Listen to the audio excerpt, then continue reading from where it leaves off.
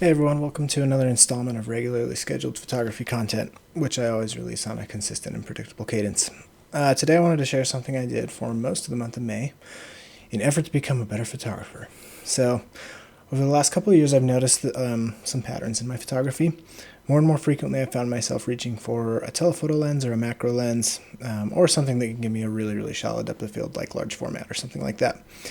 And I've been using that to blur out the background. Now, that's not necessarily bad. There's nothing wrong with shallow depth of field or abstract subjects, or even zooming way in or getting really close to something.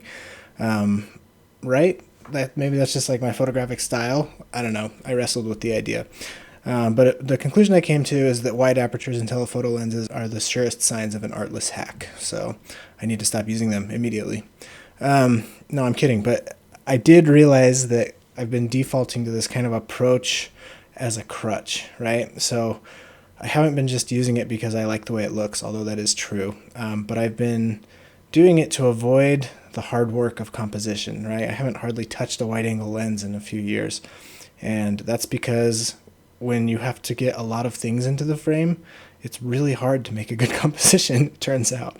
It's way easier to just blur out the background and pretend it's not there, or get super close to one tiny little thing, or zoom in until there's nothing left distracting in the frame. And so I set myself a challenge for May to use my Canon PowerShot S100 every day. So there's a few reasons for that. If you're not familiar with it, the PowerShot S100 is a little compact camera that I carry around with me everywhere I go. And it's not a super limited camera. It has raw image capture. It has manual controls. It has reasonably good image quality, even though it's a little bit old. But the thing about it is it has a really small sensor. So shallow depth of field and like super telephoto is kind of out of the question. It only goes up to equivalent to about 120 millimeters. So that's not like particularly telephoto.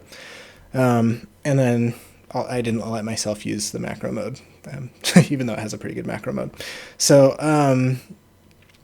for the month of May, starting on I think May 7th, I had a goal to go out and shoot at least one photo every single day with the PowerShot S100, and it would basically force me away from these crutches I've been using and force me to do the hard work to try to come up with good compositions. And I think it was an interesting challenge. I struggled with it. I especially kind of fell apart towards the end. I wasn't really doing it every single day, but I ended up with 20 some odd pictures, and I wanted to kind of go through them and take a look and see what we can learn from these and see what we can do to help me overcome the limitations in the way I'm approaching composition. This almost breaks my rule of macro work, but I'm going to force myself to go wide angle and not get too close to these and find a strong composition on these bad boys.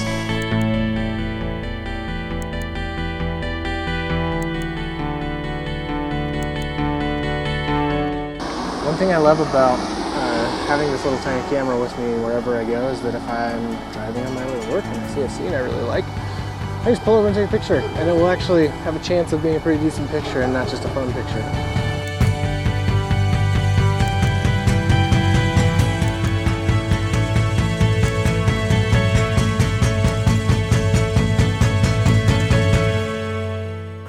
All right, a little mid-challenge check-in. I work a 9 to 5, and when I get home I got kids to like hang out with, so I don't get as much time as I want to do photography.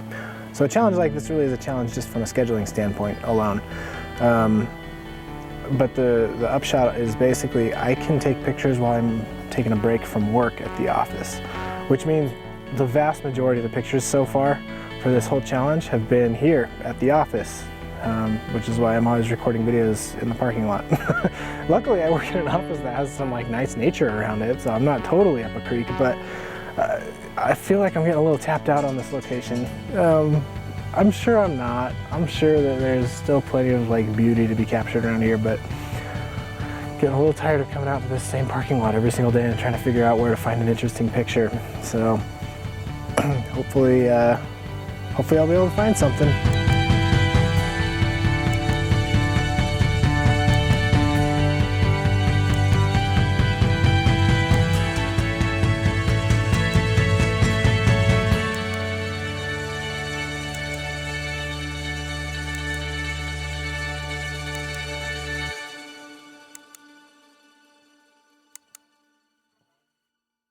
All right, May's over. So let's take a look at how we did. First off, here's, some of the photos that I took. Actually, this is all of the photos that I took for the challenge. I'm a nerd. I had to do some analytics on the photos, of course. Um, so I don't want to get into all of that because I don't want this video to be 100,000 hours long. But the short version is some of the kind of the two biggest takeaways I had were number one, everyday challenges are hard for me, even ones that are only 3 weeks long. So they kind of burned me out. So I don't know if you saw it. I guess I should pull it back up. This is basically a graph of the star rating of the photos over the course of the month, and then this is an average line or a trend line. So I ramped up. I kind of got in the groove. I produced some okay work, and then I burned out and just absolutely crapped out on quality. So not super surprising, but that's fine. And by the same token, it seems like when I just run out there because I promised I would, and I take 5 minutes and just take a picture of the first thing that I see, I'm not going to really produce a good photo. If I shoot because I want to go out and I'm in the mood to go out and take photos, then I can probably produce some good work. So the other interesting takeaway I had was that I took all of the focal lengths of these photos that I took and just put them into buckets according to the nearest prime focal length. So like 24 millimeters, 28, 35, 50, 85, common focal lengths like that. And it was pretty evenly distributed over basically all of them, with the exception of 28 millimeters. I shot no photos at or near 28 millimeters, none of them. So I don't know if that just means I'm afraid of that focal length, or I don't know. But like one interpretation of that could be that it's not a focal length I need because I never use it. And one interpretation of that could be that I should go out and shoot something at 28 because I need practice with that focal length. So I tend towards the second one. But yeah, I learned a lot. It was a good challenge. I think my favorite photo that I took away from it was not that one. I think this is my favorite photo from the entire challenge, which is funny because I shot it on a day that I was feeling kind of burned out of the location. But and then the other one, this one's cheating because I wasn't supposed to do abstract compositions, but I do kind of like how it came out. I am a fan of this one because it has good depth. I wish I had more resolution. I cropped a lot, so it's just, I couldn't print this very big if I wanted to. Other than that, the only one I really liked very much was probably this one. I like the color palette of this, and I think it succeeded in kind of conveying a peaceful, calm, zen type of mood, and that was what I was going for. So a lot of the other ones are kind of duds. But I guess that's what happens when I force myself to shoot every single day and use a very limited camera and can't fall back on the crutches that I normally use to make decent photos. So, good learning experience. I'm glad I did it, and we'll figure out where to go from here. Thanks for watching.